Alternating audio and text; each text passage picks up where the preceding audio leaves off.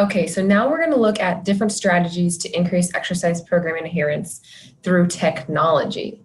So if you kind of remember the last lecture, what I wanted you to do is I wanted you to think through that process, right, of potential ways that we can use technology to increase adherence. And I think there are certainly ways that we could do that, but I also think we need to acknowledge the fact that the limited research that's out there is pretty complex as far as whether or not the use of technology can lead to long-term sustained behavior change. Okay, so we do know that in the short term, using any kind of technology, whether it's your Fitbit or Apple Watch or some app on your phone, can help increase motivation. And some of the ways that it increases motivation is through accountability. So there are a lot of online options that people can use that can check in, whether it's you're sitting for too long, or there's even wellness coaches that are kind of online as part of an application.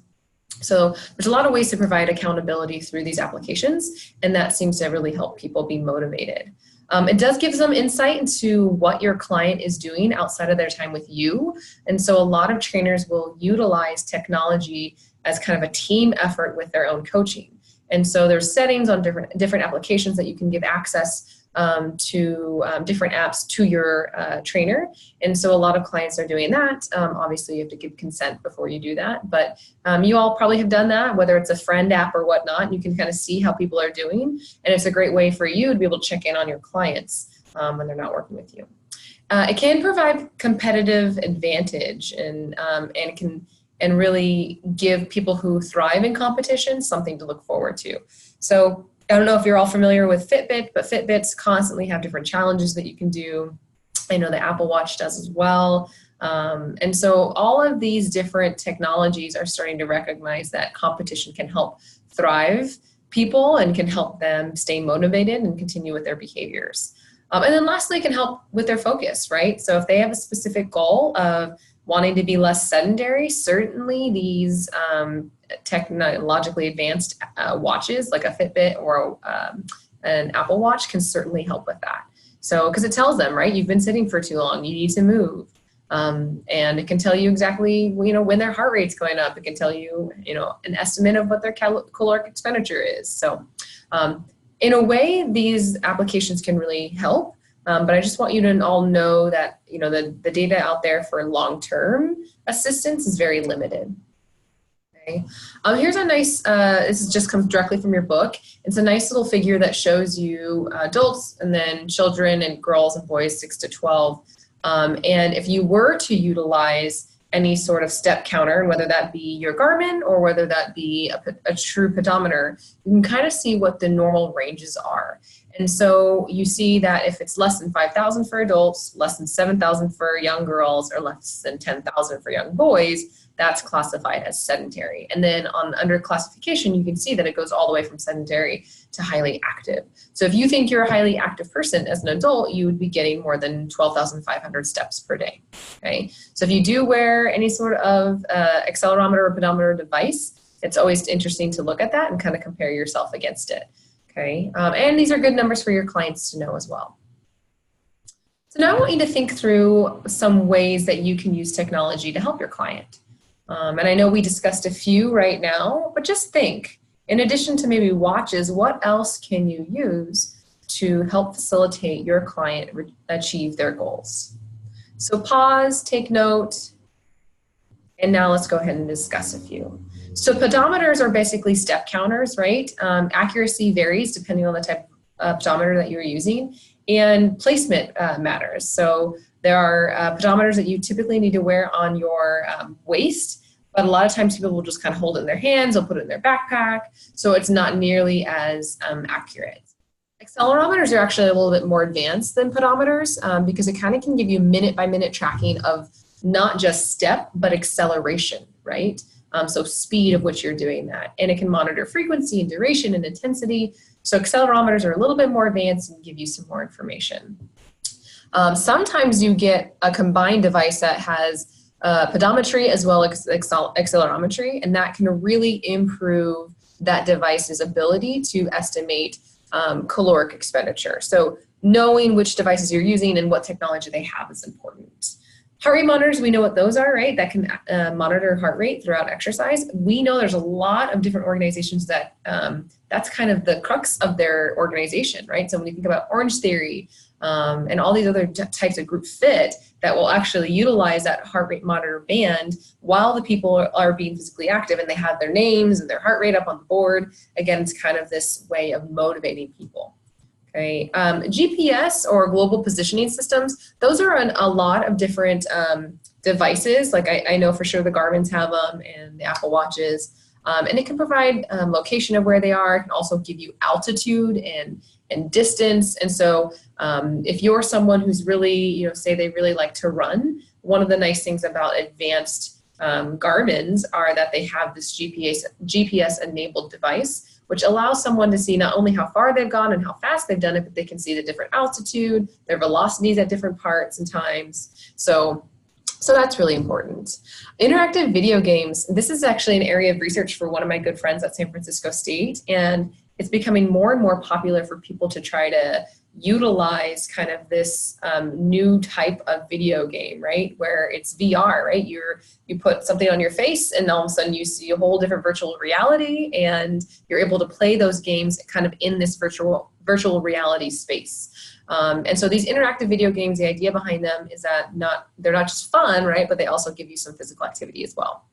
And then any kind of persuasive technology, which is any kind of device or computer system or application that is designed to help change someone's behavior. And that can be done through social media. It can be done through social interactions. So there's also different types of technology that can help with that. So I certainly hope that you've thought through some of these ways that technology can help. But we're growing, right? As we advance as a society, there's more and more technology that is there that can help us as trainers better connect to our clients and better help our clients achieve their goals. So now let's jump into some kind of basics of certification and licensure, because this is really important. Many of you have probably heard of certifications, right? But you might not be as familiar with the licensure process. And essentially what we do is we want to make sure that when we're working with clients, we're certified with a certification that has been accredited and is reputable. And it's very kind of easy to go down the cheap route. Oh, this one's, it's cheap. And what you always need to remember is if it's being offered for a really, really, really low price, that probably means something about the content of that certification. Okay, and so right now, all of our certifications have gone through this accreditation process, whether either accredited or not. And you can go online, you can see a list of all the different certifications in the fitness industry and which ones are accredited and which ones aren't. Where our world is going is potentially the idea of licensure. So much like a physical therapist has to be licensed within each state, there's this potential that other health professionals and fitness professionals specifically might have to do the same. And this includes being a certified personal trainer. Okay, currently that doesn't exist, but in the future it may definitely be there. Okay, and the reason why is that it can provide a high level of professionalism. It can increase the amount of money you can make. It can help reduce lawsuits. But most importantly, right now, I want you all to know is that the more educated you are, and more certifications you have, the more experienced you're going to look, and people are going to want to come to you to be their trainer. Okay, so even though this licensure process doesn't currently exist, what we do have is that accreditation process. So if you're someone who has a non-accredited certified personal training certification, I highly suggest that you go and get an accredited certification. Because right now you might be able to get some jobs, but if you really want to grow and prosper as a trainer, you're going to need that basic accredited certification.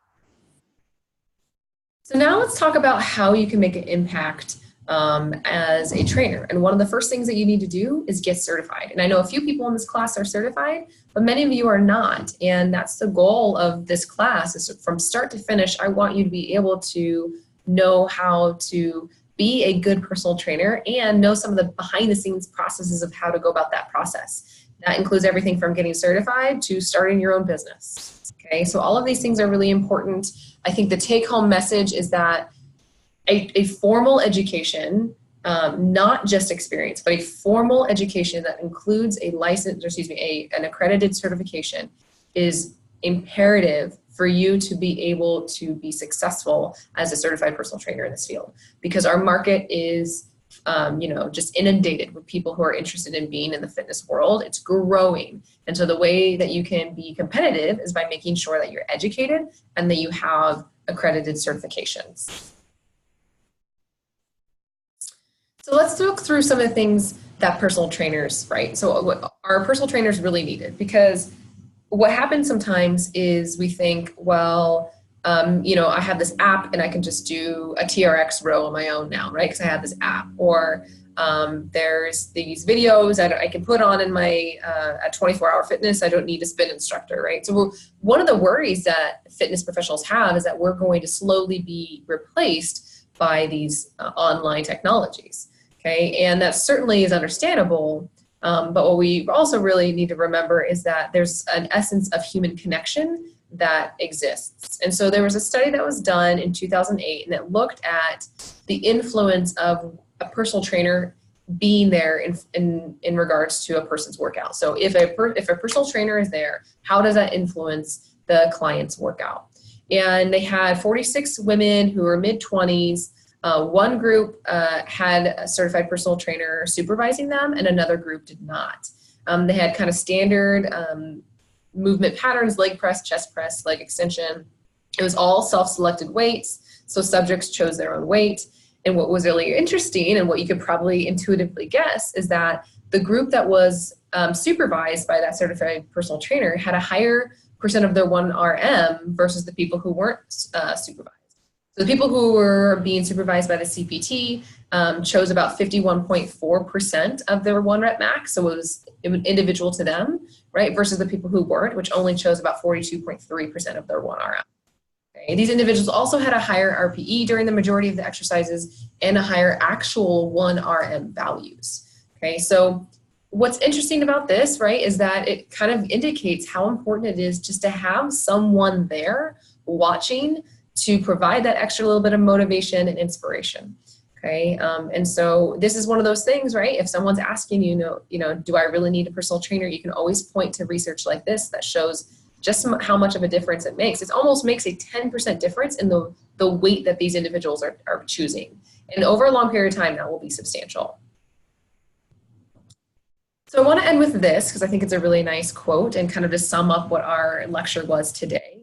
Motivation is the art of getting people to do what you want them to do because they want to do it. Towards the end of this semester, I'm going to teach you a health behavior change called motivational interviewing. But right now, I want you to think about when you're working with your client, you know how important motivation is. It's not how motivated you are for them to change. It's how motivated they are for them to change. And that's where that intrinsic motivation comes into play. And it's our job to be able to help them transition from external into internal motivation. Okay? Thanks so much, everyone. If you have questions about this, let me know.